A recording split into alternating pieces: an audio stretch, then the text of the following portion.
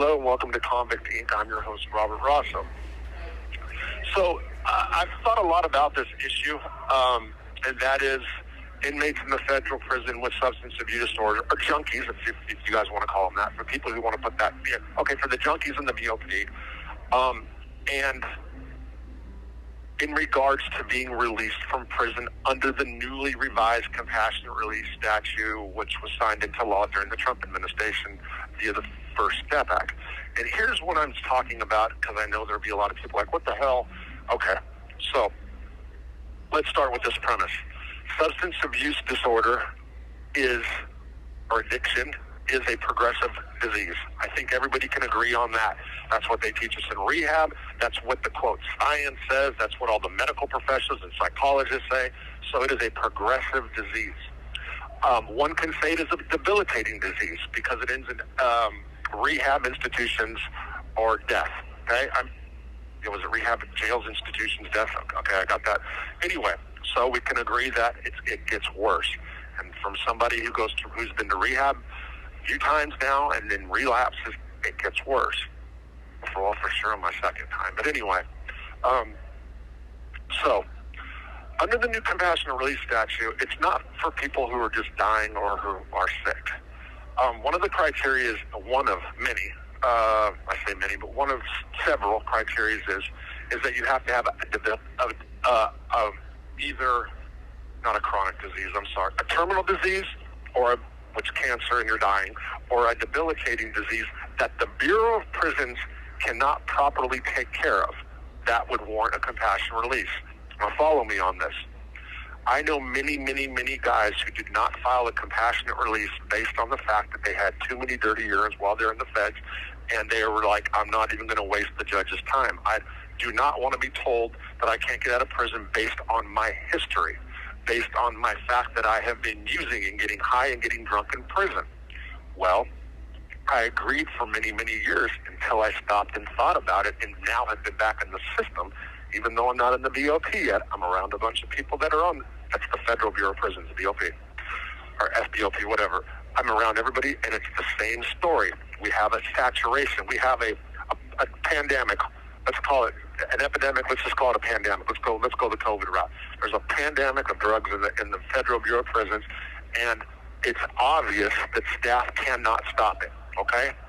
So now you look at the guys who've got a bunch of dirties and who are addicts. Okay. So they have what? A progressive disease or a debilitating disease that what? The Bureau of Prisons can't take care of. There is something called the Residential Drug and Alcohol Treatment Program, which has years backed up wait. Very few people can get into it on the large scheme of things, so you can't go treat addicts through that program. It's impossible. I would argue that maybe 10, 20% of the RDAPs throughout the BOP are worth a damn. Most of them are going through the process. Most of them have psychiatrists or psychologists that are screwing inmates. And they allow, and most of them have the biggest drug dealers go to RDAP because they're safe there. Because the female psychologists who get infatuated with prisoners for whatever reason and end up screwing them or waiting for them to get out so they can marry them or have sex with them, often let them go. So it is not efficient. It is, matter of fact, but that doesn't mean there's not a good material in there, by the way, so I don't want to put down RDAP totally. So, but anyway, let's get back to this. So all you attorneys out there that sit around and that look at somebody's institutional record, you need to start using that record and say, look, this guy has a serious, a debilitating disease, and if he's got 20, the more dirty urines, the better your argument. I'm going to go ahead and encourage everybody to just go get high all the time and then just file a compassionate release. Because what's it show? It shows that the BOP cannot control their drug problem. Okay? I know that's not going to make me very popular, but obviously, Robert Rosso, homie don't care. Homie don't play that. I don't care. It doesn't matter. And it doesn't mean that I don't care about my life. I am really focused on my sobriety, my belief system as far as religion or God or spirituality, and criminal justice reform, probably in that order.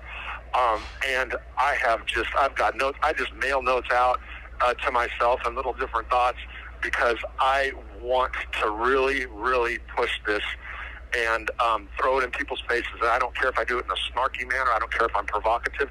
It is what it is. We cannot, you know what fences, you ever go by a prison and you see the fences around the prison? You know what those are for? People, oh, of course, keep criminals in. No, to keep society out. They don't want you guys to know what's going on in here. And by the way, I'm not talking about the prison I'm in. Great prison, great staff, everybody's wonderful. Jesus loves everybody here too. But I'm saying that in the Federal Bureau of Prisons in general, I'm saying that the fences are to keep people out because they don't want you guys to know what's going on in there. They don't want you guys to know that people get pissed dirty for methamphetamine, and they don't even get write-ups anymore. In some cases, they just get their units moved around. That's what's happening. Or they get dirties for Suboxone. They get put on the MAP program where they give them free Suboxone. That's happening too, people. So you've got junkies in prison. Let's call them junkies. Let's demean everybody. Junkies are substance abuse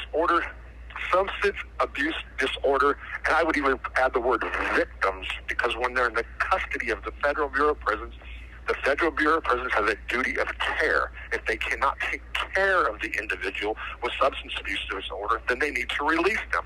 How do you take care of them? First, you stop the flow of drugs. You guys can't do that. They can't do it because, I mean, look at society in general. They can do it if they want. It's called laziness. It's called staff corruption. It's called the caliber of the staff, the caliber of the correctional officers diminishing. And I can get into that. That's a different subject. But all you attorneys that might even be laughing at me, or the ones that hear me, you guys better think about what I'm saying. It falls right in line with the criteria of compassionate release if you look at the debilitating disease that the Bureau of Prisons is not able to help with. Obviously, if somebody is repeatedly getting a dirty urine, they've got a substance abuse problem, and the Bureau of Prisons obviously can't take care of them because they keep getting high. And if you want to put the onus or say, oh, well, all they got to do is make a choice, it's up to them, that's all a bunch of bull fucking shit. I'm tired of people saying that all the time. Right now, I can admit I would be making a choice if I step back into doing drugs. But when you're in it, when you're in active addiction, it's a whole different animal. Okay? So, and I'm actually very serious about it. Yeah, I know people will say what they say. I don't care. It's an argument that really needs to be thoroughly thought about. I know there'll be judges out there that would just be like appalled that you'd even say that. I'm more appalled at the prison system in general. I'm more appalled that they're putting people in here for drugs when it doesn't even make a dent in the drug trade on the street.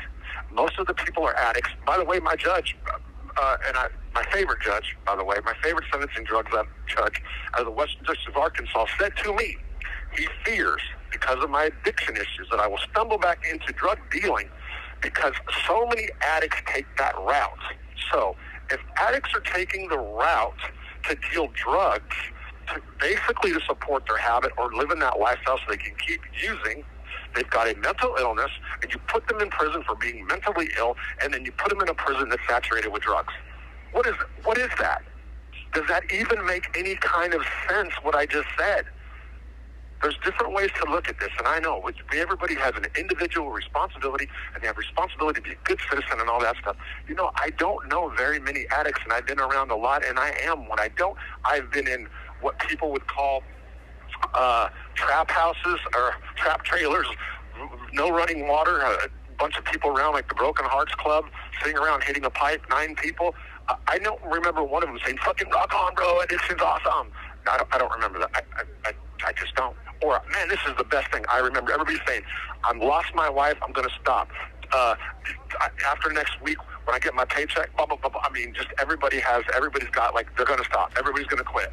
Nobody's just like, this is great. This is a wonderful life. I love being homeless or almost homeless.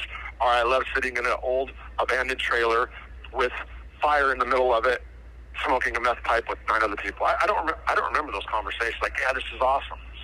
It's because everybody's broken, everybody was sick, everybody had an addiction issue. And if you guys who don't really believe in the whole thing, okay, how many people have anorexia? How many women have body issues? Okay, just stop having body issues. Just stop. Same thing. Stop throwing up if you're anorexic. Just stop. Same thing. It's hard. Matter of fact, anybody over 35 pounds, just stop eating, you fat pigs, you obese pig. Just stop. It's that easy. Just quit. Make a choice. Not that easy, is it? No, it's not. Oh, you smokers, just stop. I mean, you know what I'm saying. So you get the point, right? Compassionate release is warranted for people in the Federal Bureau of Prisons who have substance abuse disorder. Yes, it is. 100%. And if there's any attorney worth the salt, worth anything, they would try to make that argument. They would embrace somebody's bad disciplinary conduct for drugs and alcohol, and they would use that front and center in the petition for a compassionate release. I hope I get to Butner. By the way, Butner, I just want to make sure. I like to play a lot. People in Butner, I don't want no problems. I don't want to stay in prison. When I say that I don't care if I do all my time, which is February. By the way, if you go to bop.gov, you guys can probably see what my actual release date is right now. I'm sure it's posted. I will know later on tonight. I'm shooting for halfway house, so they could be anywhere from 30 days earlier than that, whatever they're posting, to 4 months, is from what I understand. So who knows? But whatever. They can't hold me past whatever date you guys see on the BOP website, unless I do 14 months total and I go in there and run them up, which I'm not. I don't want. I'm not a problem person. The problem would be with these kind of tapes. The problem would be, the only problem I can foresee is the YouTube angle, but I'm not going to talk. I'm not going to bring up anything about Butner. I'm going to talk about private prisons. Anyway, it's an inside joke. Yeah. So, compassionate release, warranted for people that are junkies. If you guys want to call them all junkies. Anyway,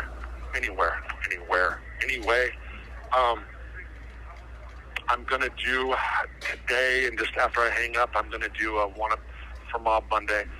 And I'm going to do something about my quest, my spiritual, I guess you'd say my spiritual journey. And what that really means is, yesterday at 5:30 in the morning, I was reading a book.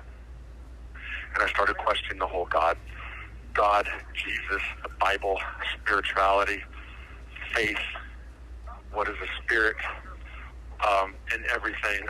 And most important, how do you define higher power to people in AA or NA who don't believe in God? I do, and I'm going to break down how I came to build my building blocks to figure out what it means to actually have a relationship with God. And I'm going to do a whole segment about that. Kind of will be a little difficult, but I'm going to do that maybe tonight or within the next couple of days. Take care. Thanks for your support. By the way, go check out the merchandise section and support this channel through, and me. Support me through buying merchandise. Let's just put it out there, right? Yeah, I'm going to do another audio or so, but first, and then I'm going to watch the Yellowstone Marathon tonight. Yellowstone, with just a fabulous TV series. You have 1 minute remaining. If you can get past the first 2 seasons, which kind of gets slow, everything else is it's just great. And I was told that Beth, one of the main characters, died. I'm not sure if that's true. I think it might be. Anyway, take care. Thank you. Bye.